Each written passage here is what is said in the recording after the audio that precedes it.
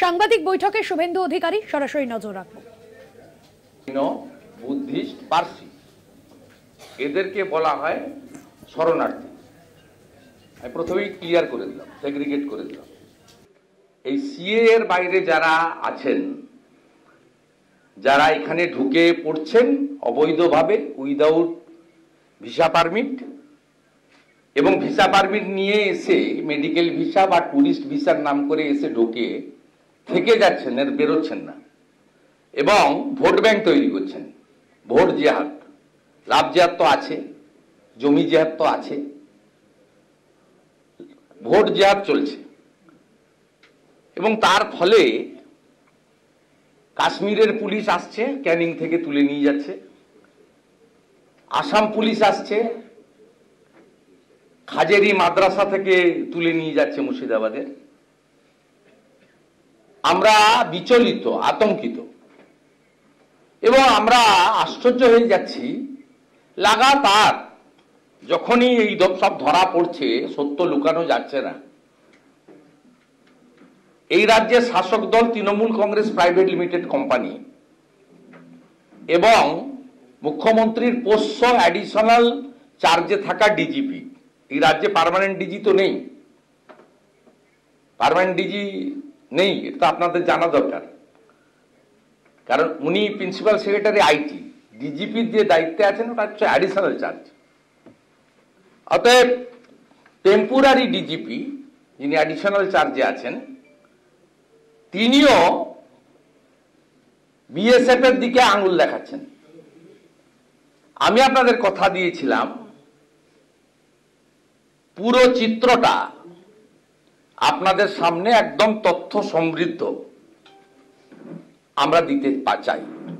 প্রথম কথা বলি, যারা বিএসএফ এর দায়িত্ব দেখাচ্ছেন তারা জেলে থাকা মন্ত্রী পার্থ চ্যাটার্জি 16/11/2021 1:30 বিধানসভায় resolution under rule 169,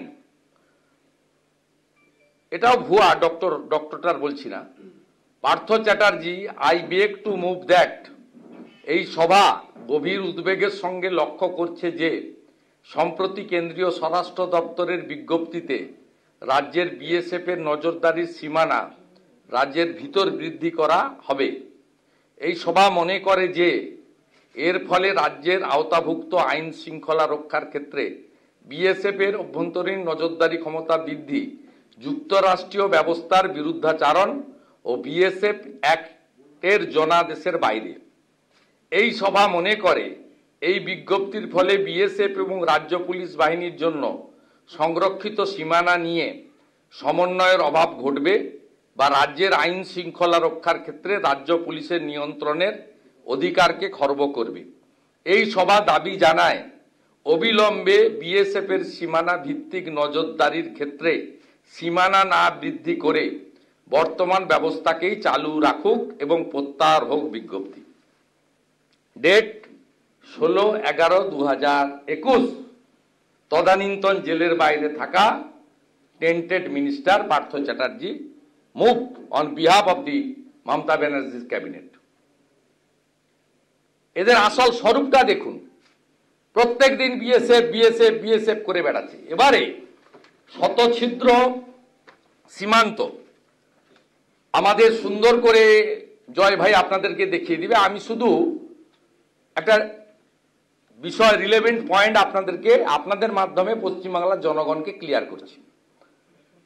land acquisition act completely স্টেটের হাতে। কবেকার আইন? 1894 সালে ব্রিটিশের আইন।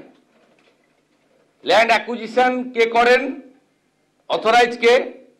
সংসদের আইনে, মানে ব্রিটিশের সময়ের আইনে কালেক্টরেট।